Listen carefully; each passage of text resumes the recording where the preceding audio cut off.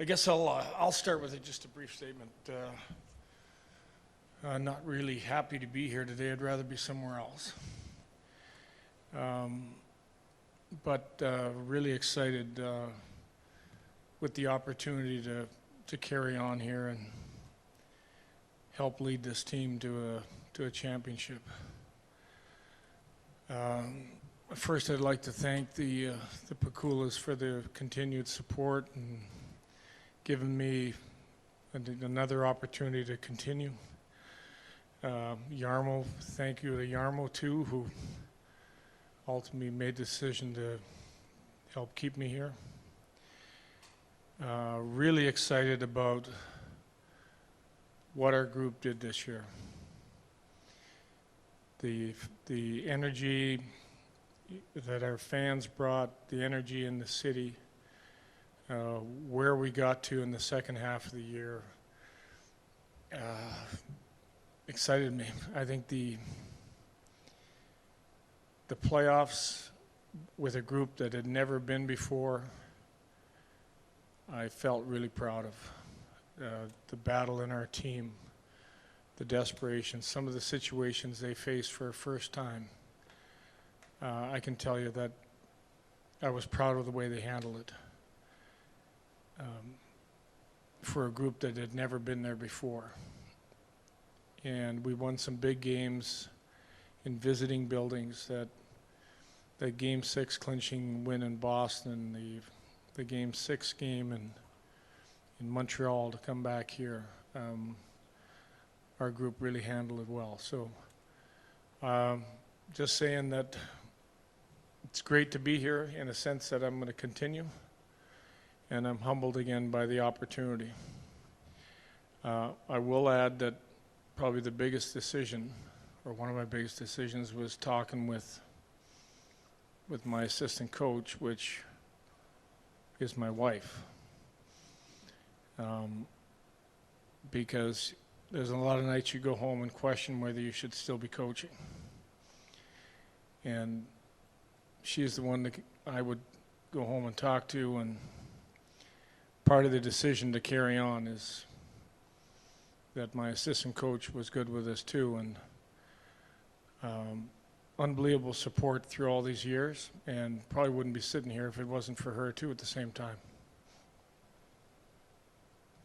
Questions? Lindy, first of all, congratulations. Thank you. Good to have you back.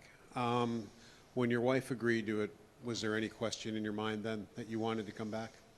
No, it's something that we were talking about throughout the year. As we were going along, and the second half of the year, things were going so well, and yeah, she's totally on board. She said, "You've got the disease, you got to continue. You've got a sickness, you have to continue." Lindy, congrats. It's one thing to envision doing this and having a breakthrough season like this when you're in something that you envisioned when you arrived. It's another to accomplish it. Now that it's all behind you, just the sense of reaching this level here in Buffalo, something that you wanted to see restored for such a long time. What's that mean to you? Well, first of all, it's meant a lot to get to that point. But the point is about moving on now. We had a good season. We had a good playoff. But like I said the other night, it hurts because I felt we were the better team, that we should still be playing. Didn't capitalize. I don't have to go into detail. We didn't capitalize on a lot of opportunities in the Game 7 to put the game in our favor. And when you look at where we came from to get to where we got, and we got to a Game 7 that you lose out in, to get to that point was really hard. Now the understanding of how hard it's going to be to make sure we start the year the right way. There's going to be teams that are going to walk into this building and go, they're not taking us for granted. They're not going, well, we're in Buffalo.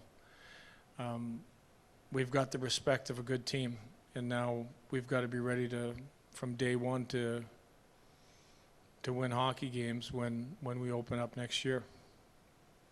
Lindy, you mentioned that, there's nights you go home and you wonder, whether you should still be coaching. I'm curious how many of those there might have been, the last, probably not this season, but maybe the first season you were here, and how often you might have questioned whether you would get to this point and sign another deal.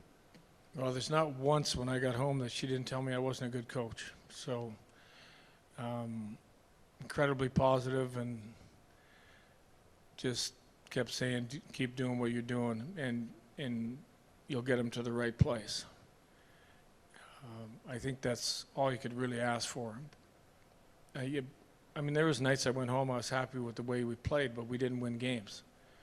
And you have that. But you do have a lot of nights. When you go through as many games as I've coached and many teams, you have a lot of nights you come home, you're pretty frustrated. You're pretty upset. You probably say things you shouldn't say. Lindy, you retained a lot of the staff that you've had, and you've had them the last couple of years. Have you made any decisions on your staff? I know the season just ended. Are you rolling with the same people, changes? I can tell you right now that I've got an incredibly hardworking staff. I talked about continuity last year. I talked about the ability to keep moving forward. I really like my staff. Of all the staffs I've had on the teams I've coached, these guys have dug in, night after night, from nearly 6:30 in the morning every day, 7 days a week, to when playoffs ended. We've battled through tough weeks. We've been able to keep a level head even when things were going real good. But I really believe in continuity. I believe in getting to know the guys I'm working with, what I did the first year. And I think the fact that we kept the same group, we became one of the better defensive teams in the league. We improved in a lot of areas. As a staff, I know we have to continue to improve. We have to continue to improve in all areas. That is the goal of my group right now. We're not satisfied where we're at. We know we got to be better. There's areas inside the playoffs that I felt we got better. There's areas throughout the year where I felt we got better and continue to get better. But just like the players, when we asked the players to get better, and that was throughout all our meetings today, I'm going to ask the staff to do the same thing. We've got 3 months to make ourselves better, to pick out the areas that we need to improve, and let's go to work. In your exit meetings with the players the last few days, what did you sense about their processing the Game 7 loss and just their hunger to make this like the minimum for the future seasons? Yeah, just, disappointment. To a man, just disappointment. I think some guys that had big opportunities to turn the game our way, probably bigger disappointment than others. Everybody in the belief that knew we were right there to win that game and didn't get it done. It was a pretty, the meetings were good, but they were on the quieter side, knowing that I think everybody to a man believed we should still be playing. Lindy, what's your message to the team to take what was a great season to get back into the playoffs and move it forward into something that's more consistent? Well, number one is the amount of work you have to put in the off season. The number one thing you can take care of is your fitness level. Asked our team last year when it was all over that we needed to raise that standard, and really felt we did raise that standard. There's a standard we have to meet, and each player, to a man, when they got to camp, I think was ready to uphold to that standard. I think now we have a new standard, a level that I think you look at our third periods, you look at protecting leads. We were a team, I think, in year one, we let too many games slip away. too many games slipped away in the third period. This year we were a much better third period team. This year I think there was times we were able to dominate in the third periods, and I give our fitness crew a lot of credit for that. I give our players a lot of credit for putting the work in, but understanding there's a lot more work to do. Lindy, when you look to the future, how much does it excite you seeing the impact guys like Hellenis and Oslin were able to have other young guys on this team? Yeah, here's the number one thing. Let's go back, we'll spin this back a couple years to when I first met with Kevin. Kevin told me in my conversations with him, Oslin, Samuelson, Quinn, Hellenius, players like this are going to be real good players. Players I didn't know a lot about. He said, Lindy, these are really good players. He said, these players will be guys that are going to help you win. And Kevin had a great relationship with his players, obviously, and believed in his guys he drafted, and believed in the guys that were playing in Rochester at the time. He was right. You look at putting Hellenius in the playoffs on the biggest stage here in the second round, and I thought he handled it really well, played really well. Could have himself been the guy that turned that game for us in a pressure-packed situation. You look at what Oslin was doing for us this year. Big loss. When we lost him in the playoffs, I consider that a big loss. You look at Samuelson. I mean, a lot of guys that he had mentioned. Samuelson had not only had a heck of a year, but he had a heck of a playoff. And so that's just a few of the players that were in that conversation I first had that I knew nothing about. That he told me we're going to be big impact players on this team, and you can take a look at where those players are right now, and he was right. Lindy, two quick things for you. You talk about how you'd rather not be here, and we all know what that means, but how much do you kick yourself that was the chance to go back to Carolina again? That's something that only you lived. Oh, yeah. I know. I really believed we were winning the game. I really believed as soon as we tied the game, we were winning the game. I still have this vision of the two when we're going in on the 2-1 that the game's over, that we're winning the game. That was our big opportunity, and I get to go back to Carolina. I mean, I had to go back to Carolina with Jersey, and the same thing happened in the Game 5. We flipped the puck over the glass and lost to them, almost like it was like another dagger in me. But I was welcoming that opportunity. And in the previous game that we played in Carolina, the 2-1 game, unbelievable game where I don't know if you guys can remember the save that was made on Thompson, but unbelievable game. But against a team that is always been one of the best teams in the East, it's a measuring point. I was looking forward to having a chance at that series. And the other thing, you talked about, you're coming home to your wife and the discussions you guys have had, and she would tell you to keep moving forward. You don't always get the chance to do that, obviously, when you're on the road. When you think back to November, and especially that West Coast trip, the way that started, was there any thought in your mind, like, after a year plus, that this is going nowhere and I may not get through this?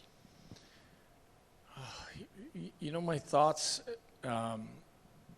because of all we were dealing with, and some of it you guys knew, some of it you didn't. Part of it was, we had key players that were out of the lineup, Norris and Darlene's situation, and there was a stretch where, we lost in Toronto, played a really good game. We lost another game that I thought we'd played a really good game, and I thought if the missing pieces were intact, I think we would have won that game. I just felt we were so close. It wasn't that we were getting, buried. There was games where the stat sheet was in our favor.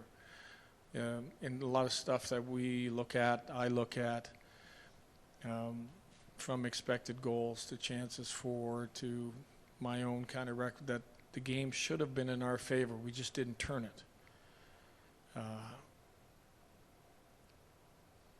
I really felt after the Calgary game, the meetings that we had and talked about our defensive play has to be it has to be spot on for 60 minutes. Too many breakdowns. And I thought from that game forward, you know, you look at the Edmonton game, the Vancouver game, the Seattle game, all of a sudden 3-1, 3-2. It was like this. It was like Norris came back in the lineup. We were all of a sudden, we had a centerman that was playing really well defensively. And we were locked in. And we went on to a 10-game run. So November, I knew we were right there, and I just felt we get a couple pieces, we could fight our way back into this. Lindy, another one of your younger players, Yuri Kulik, sat here yesterday. He told us what he went through and what he's been through. But he was really excited about, number one, he can play hockey again. Number two, this team. I mean, we've seen what a gifted shooter and goal scorer he is in Rochester. What do you look for now in Yuri Kulik as we move forward? The same thing I looked at a year ago when we finished the last, 20 games, and he was the number one center playing against every top line. He was on a line with Benson and Thompson, and we went 11-6-2. And it just told me this guy can play against anybody. He can outskate guys. He transported pucks out of the zone. Lethal shot that was scoring big goals. And that threesome was dominating other teams and playing other teams' top lines night in, night out. I mean, I didn't even mention him, but we started the year, that was really what we felt. We felt we had another guy that could be a 1-2 top centerman that now we don't have. So we went through an adjustment period that, what we thought we were going to start the year with was nowhere near what we had. Lindy, you talked about this maybe a week or two ago, but Tage mentioned today that the leadership group went out to dinner in Calgary, and they talked things out, and they wanted to hold each other accountable and so forth. What does that illustrate about the group, that they were willing to do that and they held themselves to that? And that happened, obviously in Calgary. So you guys took off after that. So. Yeah, well, I think Calgary started off. That day it started off with a leadership meeting, myself and the group, and then they took it from there. I gave my thoughts on where we needed to play and where we needed to be defensively, and I got some good feedback from them.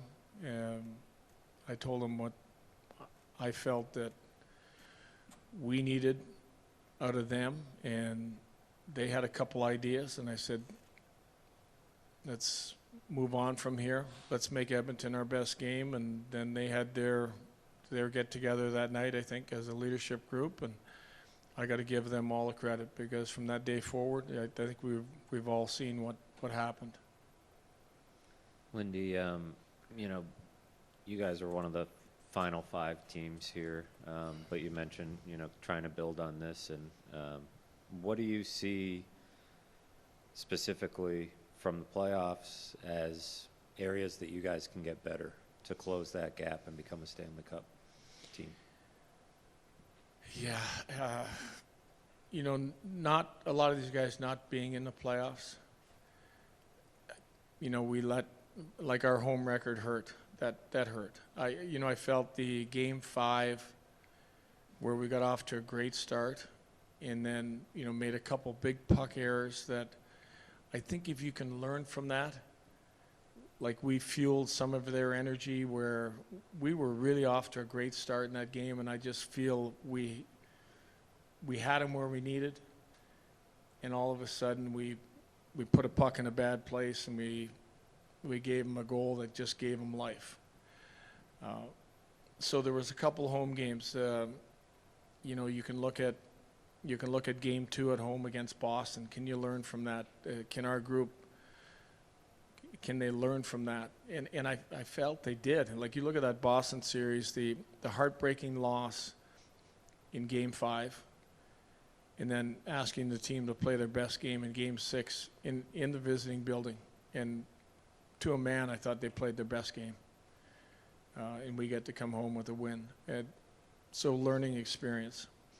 The Montreal series is, I think the lesson for everybody is, let's not let it get to overtime. Let's not let it get to Game 7. We had our opportunities to be better in home games. How do we need to be better? Well, some of it was defensive play. Some of it was individual mistakes that you learn from, you grow from, and you gotta move forward. But let's not let it get to Game 7 next time. We were in position with us being the home team to take advantage of that before it got there.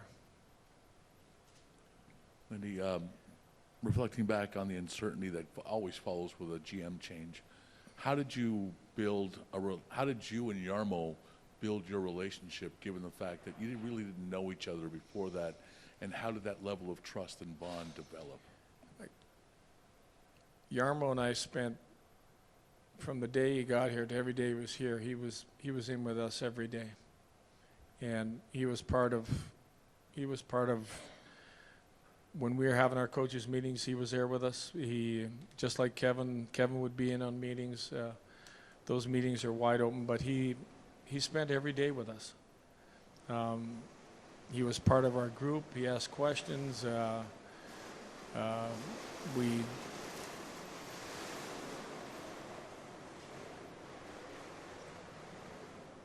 That's Jarmo bringing some more chairs.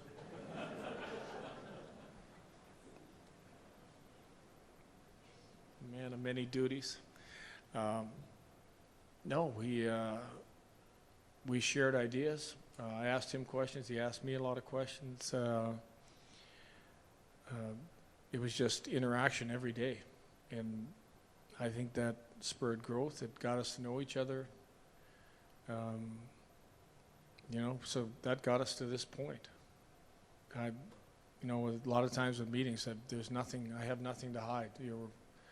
Our meetings, and you can ask anything about how we play and why we play this way and how we're dealing with players. And I think he wanted to get to know the staff, and we got to know him a lot better. I thought, we sat in that room and we would just say the next day when we started our meetings, just one more, and go after the next game. Lindy, you mentioned ultimately how it was a blessing you guys carried 3 goalies and how naturally the rotation kind of worked itself out to your benefit. Moving forward, though, do you believe it'd be better to have more of a traditional split in net, or this is something, the rotation, you believe will continue to go? I don't know if you realize this, but next year it's mandatory to have an E-bug goaltender. And our thoughts already are, instead of an E-bug, why wouldn't you just have 3? What if both goalies go down or both goalies are sick? Or the 3 goaltenders worked. I think we proved that it worked. I know it's a new concept for a lot of people, but there was more than one team that was carrying 3 goaltenders for a great part of the year. In my eyes, it has to work because these guys got along. All 3 of those guys got along. All 3 of them pushed each other, shared the net, and tried to make each other better. And I know that Alex Lyon's experience was great for UPL and for Ellis, that he could share his experiences of where he's been and help these guys out at the same time. But those 3 guys got along great, and that's one of the ideas right now. Lindy, what was your exit interview with Michael Kesselring like, and how do you see him fitting in going forward? The exit interview was good. It shared some conversations, like even in the playoffs. We've had good conversations about how his year went and the injuries and how he dealt with them, and then all of a sudden having to deal with not playing and trying to play catch up. And stepping in when your top four is playing as well as they're playing, and then playing a limited role as a 5-6 and trying to be a predictable player. Predictable means, go out doing the right things and, don't hurt your team. You don't have to be an offensive guy, just be a good defenseman. He walked through his year, he walked through his injuries, not being able to deal with some of the injuries, and first time he's injured, and mentally how it bothered him. But the interview was good. It was just, we believe in him still. The fact that he had to start the year the way he started, had to deal with, I don't think he skated well for the first half of the year. And we got into that second half where we had guys that were playing so well, it was hard to make changes. And I think by the end he understood it. I did feel by the end, watching him in practice, he was really starting to skate well. He was moving well, and I think by that time, other guys had kind of taken his place. Lindy, yesterday, we heard from guys like Josh Doan and Zach Benson, two players who, really shined in the playoffs for you, and it feels like two building blocks moving forward. How can they continue to grow, and are those the types of people you need on your roster to kind of get to the next level? Well, I think, those guys were the guys that helped us get to where we were at. I mean, what important pieces. I mentioned some of our young guys, obviously, in the first conversations, and Doan wasn't part of that conversation, obviously, because he was traded for the start of this year. But you look at that growth, you look at the important role, you look at the energy. I mean, he's a Buffalo Sabre. He's the type of guy you wrap your arms around. I think if you look at Benson's play in the playoffs, the fearless play and how dogged he was on the puck, and you have probably two of the best players that were on the puck all the time in Doan and Benson. You look at I still think the goal of the playoffs was the Doan goal that he set Benson up in Boston. I think that kind of exemplifies what type of players they are and the work they put in on that goal. Some of the plays that Benson made, down below the goal line, that led to some of our goals.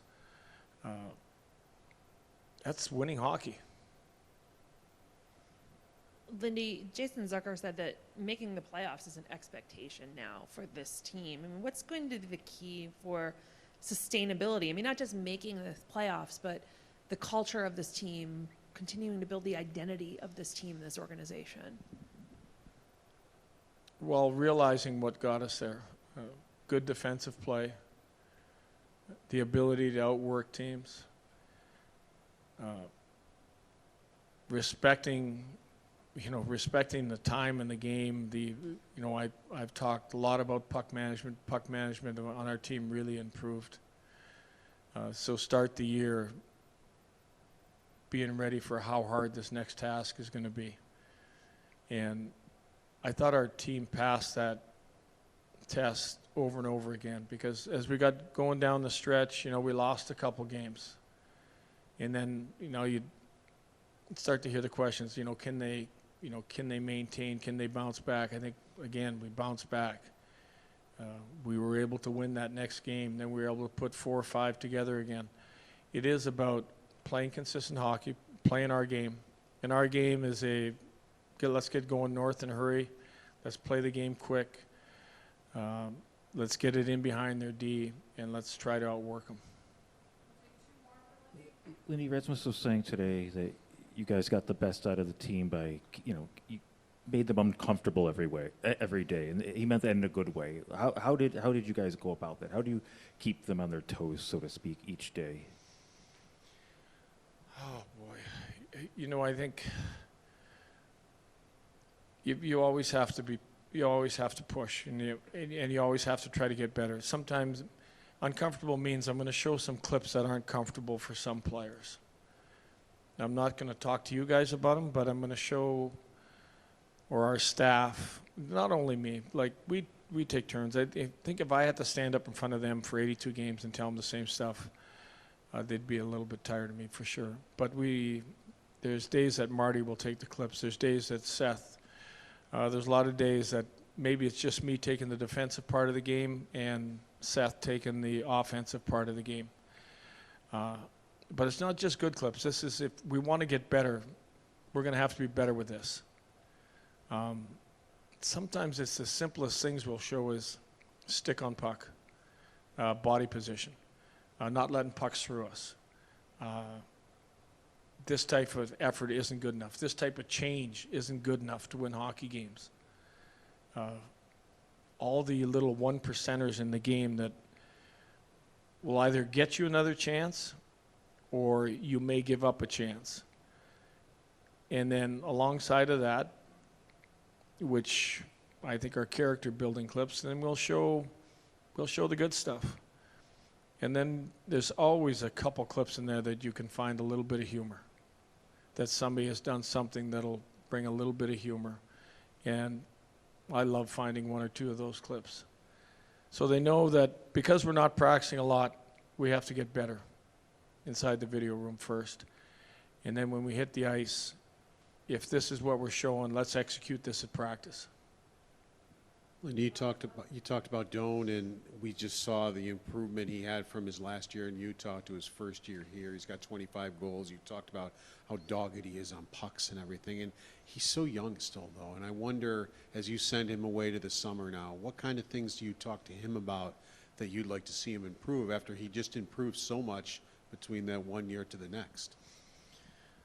Yeah, it might seem greedy, I guess, but talked about getting faster. Continue to work on your skating.